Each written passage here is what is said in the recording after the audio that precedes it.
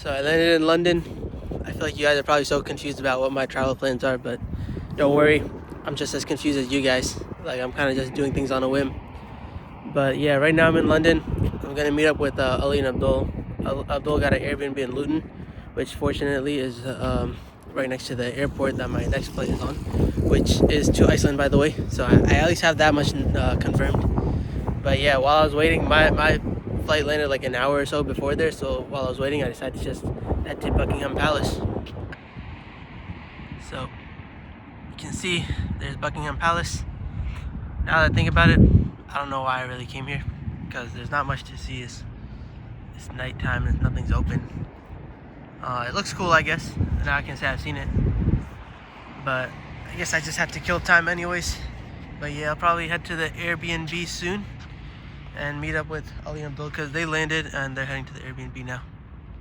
I met up with Ali and Abdul, but my flight was at 5 a.m., so I just chilled at the Airbnb for a few hours before heading out.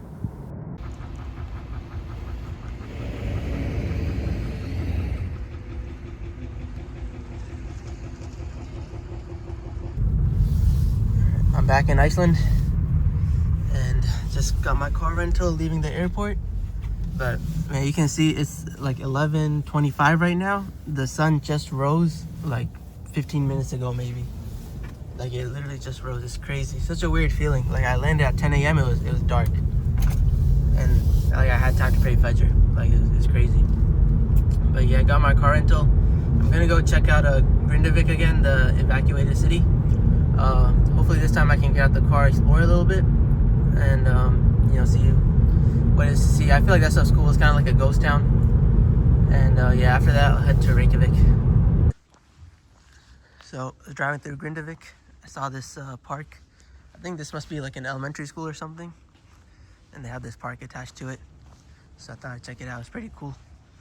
I've been seeing some people driving, like there's a car over there, so I don't know how abandoned this town is. I know it was evacuated like a while back, but I don't know if if like forced, like maybe some people chose to stay behind, because I mean there's lights on in some of these buildings, and I see some cars driving. I'm not too sure, but yeah, this just looks cool to me, so I wanted to come check it out. They have like a little zipline thing similar to the one I saw in Costa Rica. But yeah, I'm gonna check this out. They have this whole like skate ramp. This must be a rich elementary school or something. We didn't have this in my elementary school.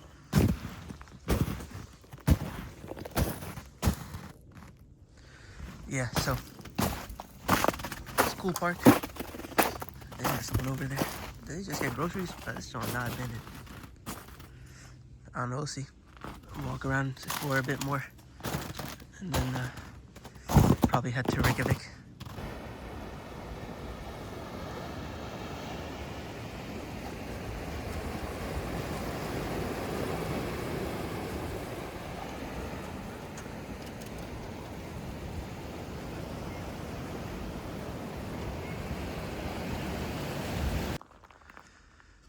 So this right here is the bridge between continents.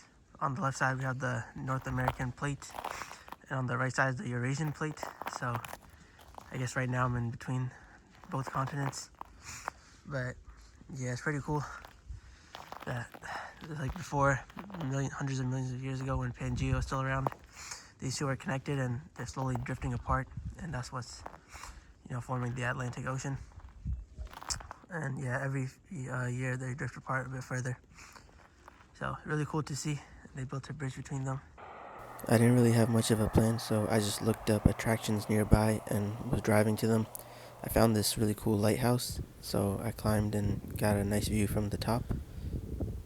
There were also some hills nearby that I went to check out, so I could see the view from there. And they were closer to the sea, so I got a nice view of the sea as well.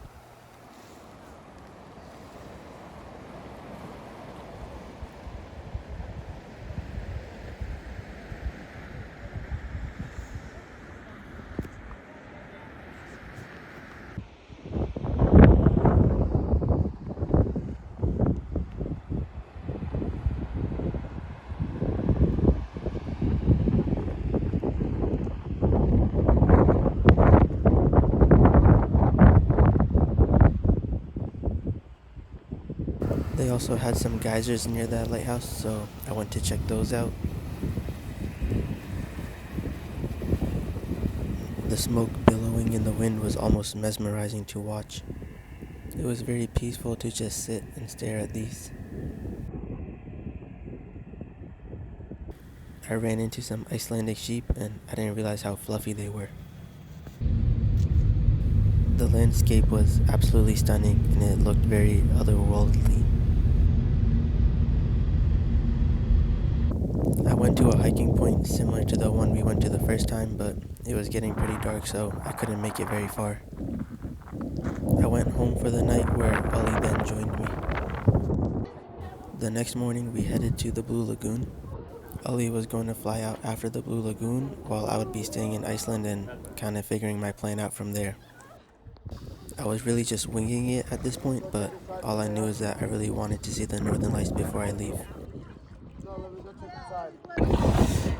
Dang, it's windy, man. We're here at the Blue Lagoon, as you can see. A lot of mist, but the water's pretty warm. I think it's like 38 to 42 degrees Celsius, something like that. But it's really nice. This is it's really beautiful out here. I mean, you can't see much, but it's very, very misty. Let me show you guys the view. Yeah, you can see. It's really nice. The interior was really nice, and they had like a little bar over there, and with each entry you get one free drink. So we got these smoothies.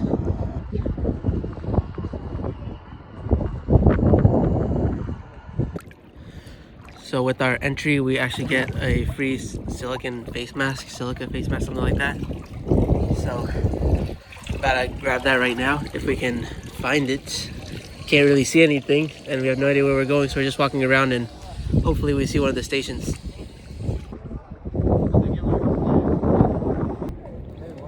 Alright, hardened up now. Look like I got a face mask on, or I do have a face mask on. I look like I have like a, what is that, the Jason masks? Oh yeah, like white face. You're doing white face basically. Yeah. And then, but yeah, I got the silicone. Which one did you get? The lava cleanser. What's the difference? I think mine's like for like hydration. It's some BS, bro. They just be saying stuff. Yeah. I don't know. We'll see once we wash it off what the results are. Yeah, there. Alright, it's been 10 minutes, so we're about to take off the mask and see the results.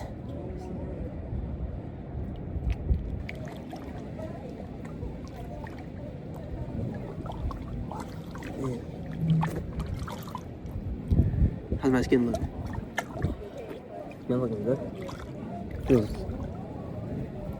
Definitely feels different, feels drier. I don't even know if this did anything. Yeah, I can't tell right now too much on my skin. Yeah, it's hard to see on the camera, but maybe we'll be able to notice it more in the mirror. Yeah. But yeah, overall, probably just some marketing BS.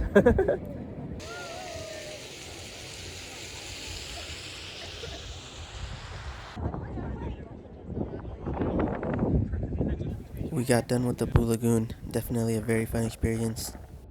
I was now going to drop Ellie off at the airport and explore Iceland a bit more. Alright, just got done with the Blue Lagoon. And man, this sky is so clear. It actually looks weird to me. Like, right there, you can see the sun behind us.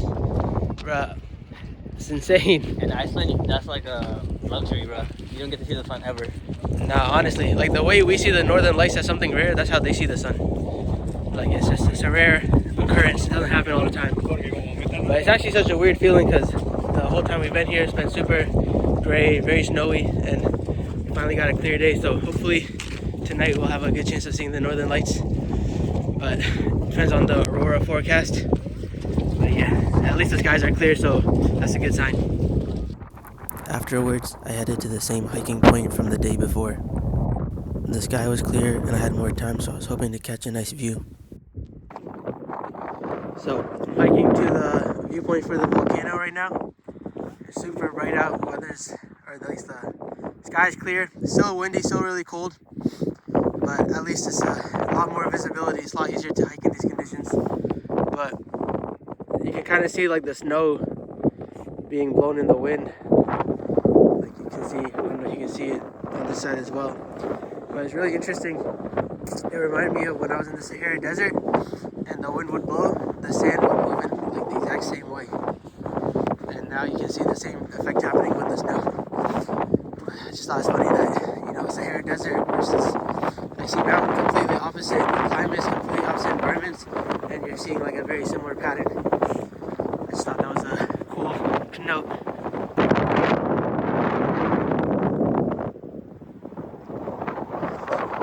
Really nice view. It's like a arctic jungle. You can see the moon in the background. It's kind of funny because it honestly feels like I'm on the moon right now with all these snow-covered mountains. It does not feel like an Earth landscape.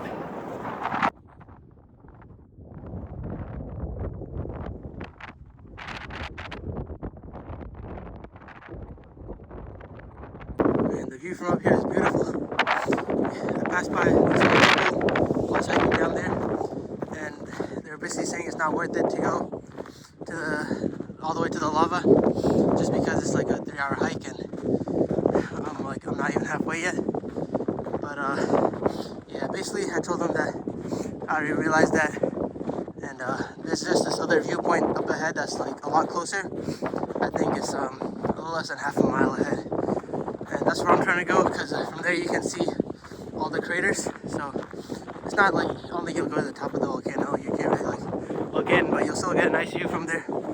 So I'll be able to reach that at least.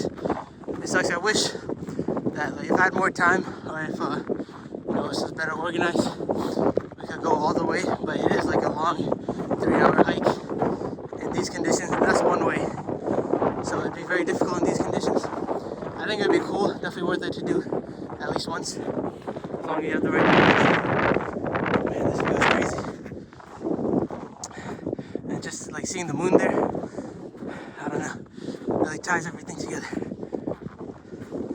But yeah, I'm gonna try and make it to that viewpoint, and then show you guys the view from there.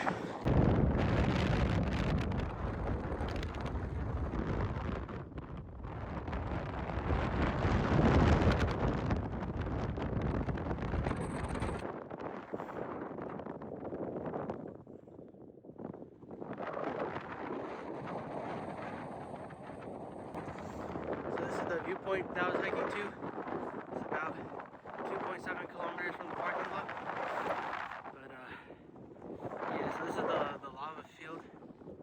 Can't really see too much because it's covered in snow, but this is where I believe the 2021 explosion or eruption, lava flew out here.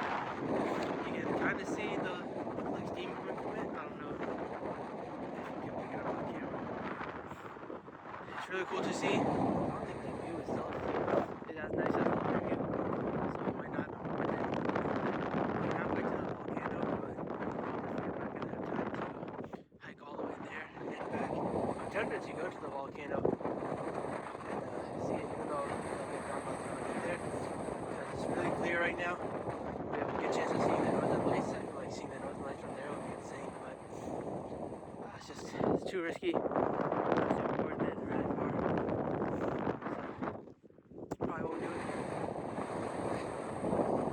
So glad I came all the way out here. Yeah, really crazy view. It's perfect because all the other days has been like very snowy, very cloudy, so we wouldn't have got this visibility without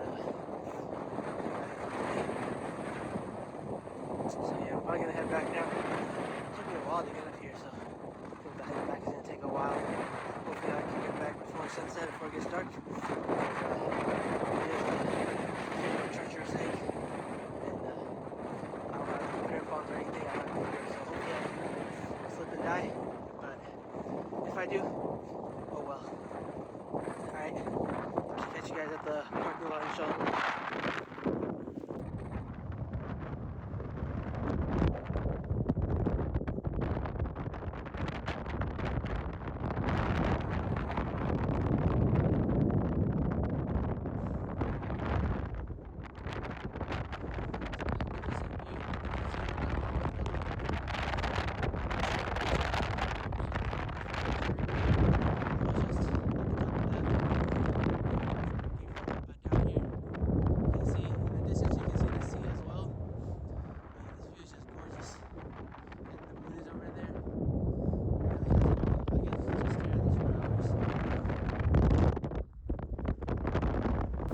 despite the clear weather, I wasn't able to see the northern lights that night, which means I'm not going home yet. I'm going to stay in Europe until I see them.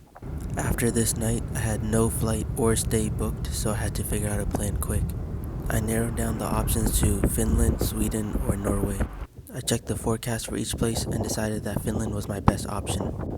However, as we've seen in this trip, there's no guarantees. I booked my flight and made dua for the best.